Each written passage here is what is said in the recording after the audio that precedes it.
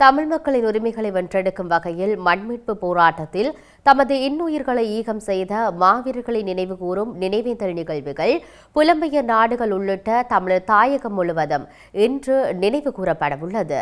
தாயகத்தில் மழையுடன் கூடிய வானிலைக்கு மத்தியிலும் மாவீரர்களுக்கு சுடரேற்றி அஞ்சலி செலுத்துவதற்கான ஏற்பாடுகள் அனைத்து மாவீரர் துயிலும் இல்லங்களிலும் மேற்கொள்ளப்பட்டுள்ளன.